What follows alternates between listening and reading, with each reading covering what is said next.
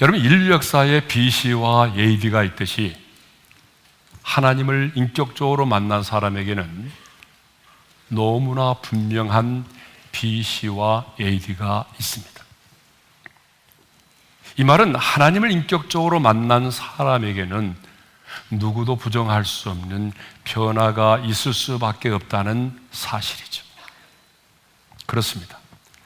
여러분, 하나님을 인격적으로 만난 사람에게는 속도의 차이, 그리고 그 변화에 대한 크고 작음의 차이는 있을 수가 있지만 반드시 변화가 있다는 얘기입니다.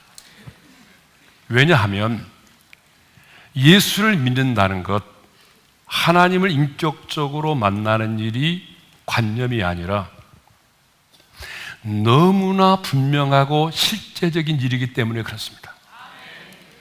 여러분, 예수를 믿는다고 하는 것은 단순히 주일날에 교회에 한번 나가서 종교 생활을 하는 그 정도를 말하는 것이 아닙니다. 하나님과 인격적인 관계를 맺고 그 관계 속에서 살아가는 것입니다. 그러니까 예수를 믿기 전에 우리는 죄의 종이었습니다. 그런데 예수를 믿음으로 말미암아 하나님이 나의 아빠, 아버지가 되고 우리는 그분의 자녀가 되었습니다. 이전에는 여러분들이 이 세상에 속한 자가 되어서 이 세상의 풍속을 따라 지내며 살아왔습니다. 그런데 이제는 우리가 하나님께 속한 자가 돼서 성령의 인도하심을 따라 살게 되었습니다. 이전에는 우리가 죄와 죽음의 법 아래에 매여서 두려움 가운데 인생을 살아왔지만 이제는 죄와는 무관하고 죽음을 이긴 그 부활의 생명으로 다시 태어나서 이 땅에서 영생을 맛보며 평안을 누리며 살아가고 있습니다. 한마디로 그리스도 안에서 우리가 새로운 피조물이 된 것입니다. 그러므로 여러분, 예수를 믿음으로 하나님을 인격적으로 만난 사람은요, 반드시입니다. 인생의 목적이 바뀌고 가치관이 변하고 그 사람의 인생의 방향이 바뀌어진다는 것입니다. 그러므로 저는 주님을 인격적으로 만났다고 하는데 전혀 변하지 않은 사람이 있다면 저는 그 사실이 바로 기적이라고 생각합니다. 그 기적의 주인공이 되지 않기를 바라요. 예수님 믿었는데 하나도 변하지 않았다. 여러분, 그건 있을 수가 없어요. 그런 사람이 있다면 기적입니다. 분명한 사실은 하나님을 인격적으로 만난 사람에게는 반드시 뭐가 있다고요? 변화가 있다는 사실입니다. 하나님을 만나기 이전과 이후의 삶이 너무나 분명하다는 사실이죠. 여러분, 사도 바울을 보십시오. 사마리아 우물가의 여인을 보십시오. 삭개오라는 그 인간을 보십시오. 지금 우리가 생각해보고는 야곱을 생각해 보십시오. 하나님을 만나기 이전과 이후의 삶이 얼마나 달랐습니까? 하나님을 만난 사람은 반드시 변화가 된다는 것이죠. 그래서 오늘은요, 야곱이 하나님을 인격적으로 만나고 난 이후에 어떻게 변화되었는지에 대하여 생각을 해보도록 하겠습니다. 그런데 본문 29절을 보게 되면 하나님이 야곱을 축복하시는 장면으로부터 시작이 됩니다. 자, 29절의 말씀을 읽겠어요, 다 같이요. 거기서 야곱에게 축복한지라. 거기서 하나님이 야곱을 축복하셨다고 했는데, 하나님이 야곱을 축복하신 자리가 어디냐면 인생의 터닝 포인트가 이루어졌던 야복강 나루터입니다. 허벅지 관절이 무너진 자리입니다. 이제 나는 주님 없이는 살 수 없어요 라고 고백했던 그 자리입니다. 그러니까 하나님은요, 야복강 나루터에서 인생의 모든 가면을 벗어던지고 주님 없이는 살아갈 수 없습니다라고 고백하던 그 자리에서 야곱을 축복하셨습니다. 여러분, 이것을 보게 되면요, 우리가 어떻게 승승장구하고 어떤 문제가 잘 풀리는 것만이 축복이 아니라 하나님 앞에서 항복당함이, 하나님 앞에서의 깨어짐이 진정한 축복인 줄로 믿습니다. 그러면 하나님께서 거기서 야곱을 축복하셨는데 그 축복의 내용이 뭘까요? 돈다발을 막 안겨준 겁니까? 예? 복권을 막 지어주는 거예요. 어디 지나가다 보니까 사람들이 복권 사려고 줄을 서 있더라고요. 예? 하나님께서 거기서 야곱을 축복하셨는데 그 야곱을 축복하신 축복의 내용이 뭐냐 그러면 야곱이라고 하는 이름을 이스라엘로 바꿔주신 거예요. 자, 28절의 말씀을 우리 한번 읽겠습니다. 다 같이요. 그가 이르되 내 이름을 다시는 야곱이라 부를 것이 아니요 이스라엘이라 부를 것이니 이는 내가 하나님과 및 사람들과 겨루어 이겼습니다. 여러분, 야곱이라는 이름의 뜻이 뭐예요? 발뒤꿈치를 잡은 자, 간사한 자라는 말이잖아요. 그래서 우리가 야곱의 인생을 쭉 생각해 왔는데 야곱은요 끊임없이 누군가의 인생에 태클을 걸어요. 그리고 속이는 자로 살아왔어요. 그런데 하나님이 그 야곱이라고 하는 이름을 어떻게 바꿔주셨다고요? 이스라엘로 바꿔주셨어요. 여러분, 이스라엘이라는 이름의 뜻이 뭐예요? 하나님과 겨루어 이긴 자라는 말이죠. 언어적 의미로 보게 되면 하나님께서 통치하시는 자라는 의미예요. 그런데 이 이름이 야곱의 후손만이 아닌 후대의 이스라엘 민족 전체를 상징하는 이름이 됐어요. 근데 더 놀라운 사실은 새 언약의 백성된 우리에게까지 이 이름이 적용되고 있다는 사실이에요. 그러면 언제 하나님께서 야곱의 이름을 이스라엘로 바꿔주셨습니까? 이제 나는 주님의 은혜가 아니면 살아갈 수 없습니다라. 이제 나는 주님이 축복해 주지 않으면 일어설 수 없습니다 라고 고백할 때에 하나님께서 그 야곱의 이름을 이스라엘로 바꿔주셨습니다. 그러므로 여러분, 이 바뀌어진 이스라엘이라고 하는 이름 속에는 이런 의미가 담겨져 있어요. 이제 나는 주님의 은혜가 아니면 살아갈 수가 없습니다. 내 인생의 주인은 주님이십니다. 그러므로 주님께서 나를 다스려 주십시오 라고 하는 함축된 의미가 이 이름 속에 담겨져 있다는 거예요. 이제 야곱은요 어제의 야곱이 아니었습니다. 그래서 야곱은 하나님께서 자신을 찾아와 만나주시고 축복하신 그 자리를 하나님의 얼굴을 대면하여 보았다라고 하는 의미에서 분이엘이라고 정했어요. 그리고 31절을 보게 되면 이제 야곱이 아닌 새 이름 이스라엘로 분이엘의 아침을 맞이하게 되죠. 31절의 말씀을 우리 한번 읽겠습니다. 시작. 그가 분이엘을 지날 때에 해가 돋았고 그의 허벅다리로 말미암아 절었더라. 하나님이 허벅지 관절을 치셨기 때문에 평생을 어쩌면 이제는 다리를 저는 자로 장애인으로 살았지만 그는 새로운 이름 이스라엘이라고 하는 새로운 이름으로 새로운 인생을 시작을 했던 거죠. 야곱은 어제의 야곱이 아니었습니다. 이스라엘이라고 하는 새로운 이름으로 새롭게 인생을 시작을 한 것입니다. 그런데 야곱은요 이전의 야곱이 아닌 바뀌어진 그 새 이름에 걸맞은 삶을 살았다는 거예요. 이름만 바뀌는 것이 아니고 그 이름에 합당한 그 이름에 걸맞은 인생을 살았다는 거예요. 야곱이 이전에 자신의 이름처럼 말이죠 간사한 사람으로 살지 않고 이스라엘이라고 하는 이름처럼 하나님과 겨루어 이긴 자, 하나님이 통치하시는 자로 그 인생을 살았다는 것입니다. 이제 우리는 야곱이 어떻게 이스라엘이라고 하는 그 이름에 걸맞은 삶을 살았는지에 대해서 구체적으로 생각을 해보도록 하겠습니다. 첫째로, 두려움이 없는 담대함으로 인생을 당당하게 살았다는 거예요. 창세기 33장 1절을 보게 되면 이런 말씀이 있습니다. 우리 함께 읽겠어요. 다 같이요. 야곱이 눈을 들어보니 에서가 400명의 장정을 거느리고 오고 있는지라. 여러분, 하나님을 인격적으로 만나서 이름도 바뀌었었는데 야복강을 건너자마자 푸른 초원이 보이는 것이 아니라 자신의 형 에서가요 400명의 장정을 거느리고 흙먼지를 일으키며 자기에게 오고 있는 모습을 보게 된 거예요. 그런데 그때 야곱이 어떻게 행동했을까요? 여러분, 예전 같으면 야곱이 어떻게 했을까요? 도망을 갔겠죠. 예전 같으면 어떻게 했을까요? 가축대를 준비해가지고 돈으로 문제를 해결하려고 했겠죠. 다 우리가 이전에 살펴보았잖아요.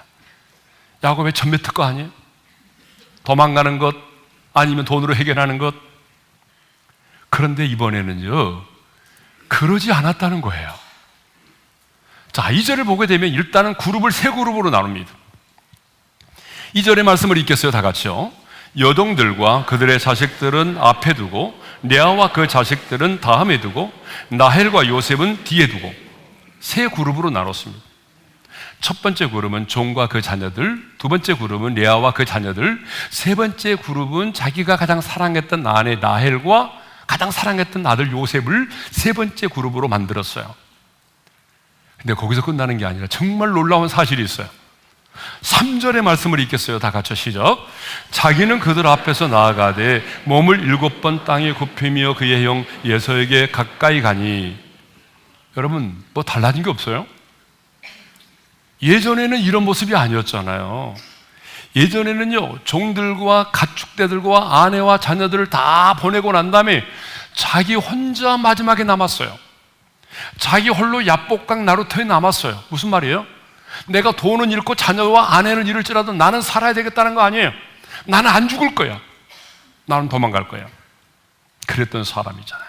그런데 이번에는 자신이 가장 앞에 섰어요. 자신의 종들과 자녀들과 아내들이 보는 앞에서 당당하게 앞서 나가서 두려움이 없는 담대함으로 당당하게 자신의 형 에서를 맞이합니다. 이제 야곱은 이전의 야곱이 아닌 하나님과 겨루어 이긴 자로서의 에서를 바라보았어요. 하나님과 이긴 자로서, 하나님과 이겼다는 말은 무슨 말인지 아시죠? 하나님께 항복당한 자로서, 하나님의 은혜가 아니면 살아갈 수 없는 자로서 형 에서를 바라본 거예요. 현실을 현실로만 바라보지 않고 하나님의 눈으로, 믿음의 눈으로 바라본 거예요. 그러니까 두려움이 사라졌어요.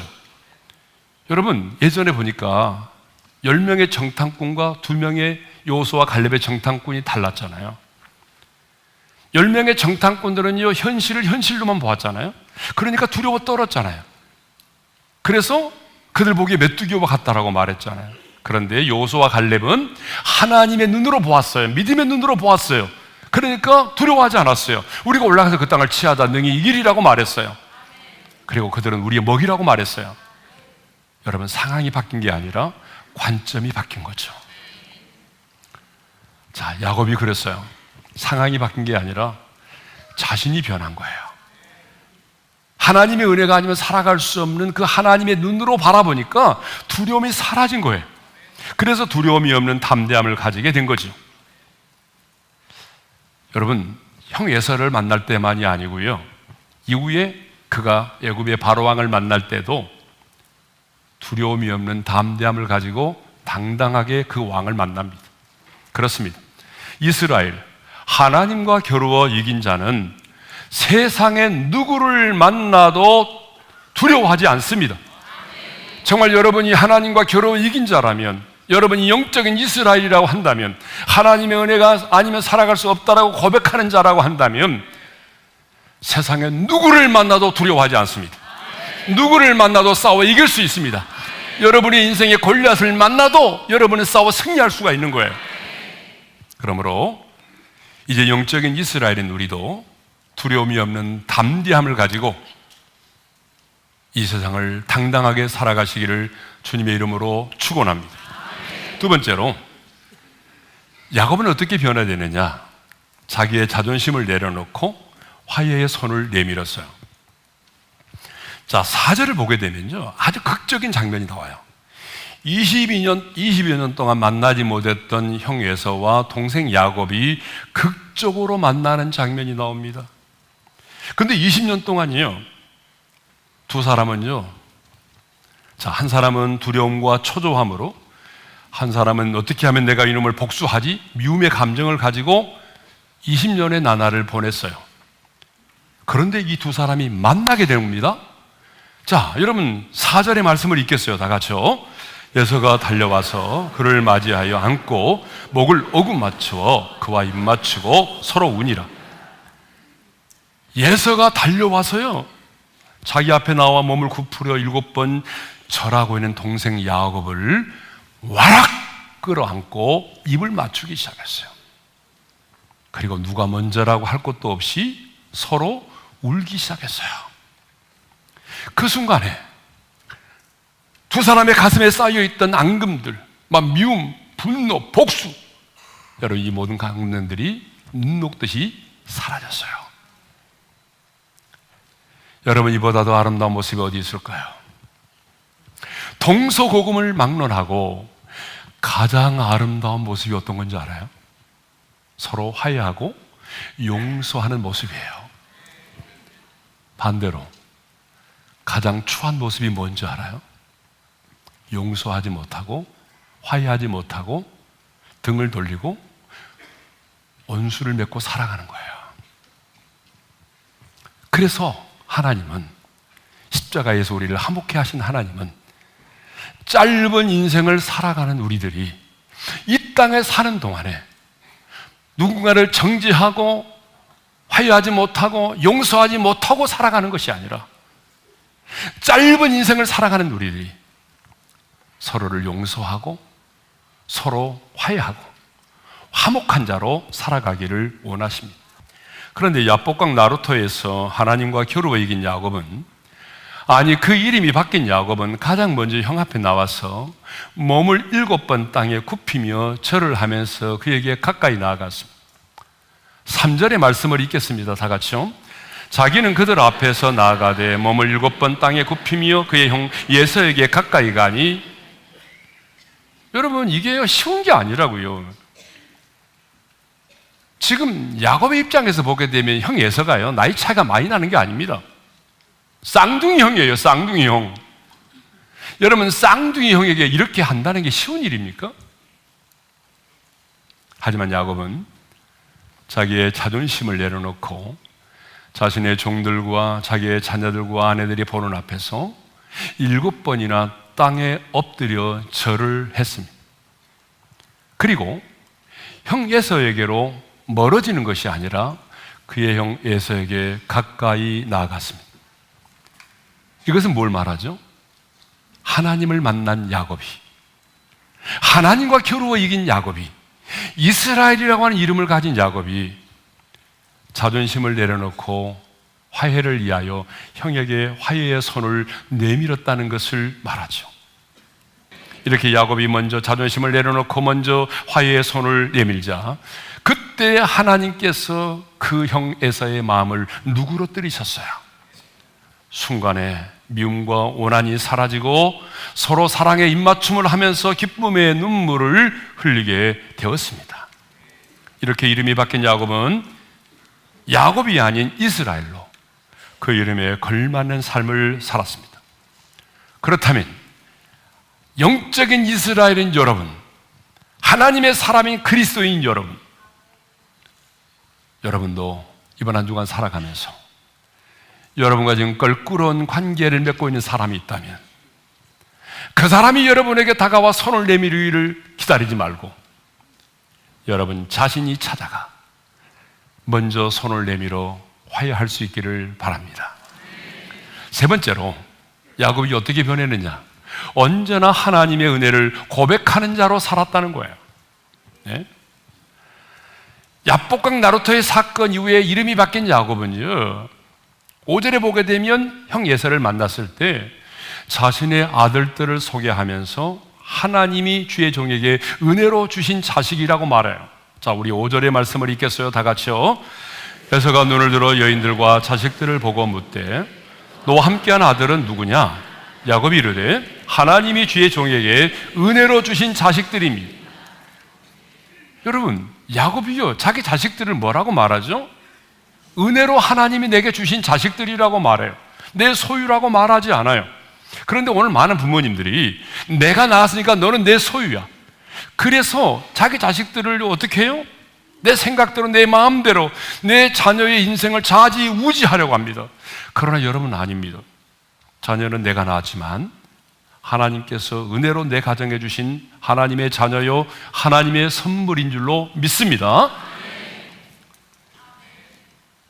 야곱은 야복강 나루토에서 하나님과 겨루어 이긴 다음에 자신의 모든 것이 바로 하나님의 은혜였음을 고백합니다. 그래서 형 예서를 만났을 때, 형 예서를 만나가지고 대화를 나눌 때에 가장 먼저 많이 오고 가는 말이 뭔지 알아요? 놀랍게도 하나님의 은혜라는 말이에요. 야곱이 형 에서를 만나서 대화를 나누는 장면이 나오는데 5절과 8절과 10절과 11절을 보게 되면 계속해서 야곱은 형 에서에게 하나님의 은혜를 말하고 있어요. 하나님의 은혜입니다. 하나님이 은혜로 주셨습니다. 모든 것이 다 하나님의 은혜입니다. 여러분, 이것을 보게 되면 야곱은요, 이름만 바뀌는 것이 아니라 하나님의 은혜를 입술에 머금고 살았다는 거예요.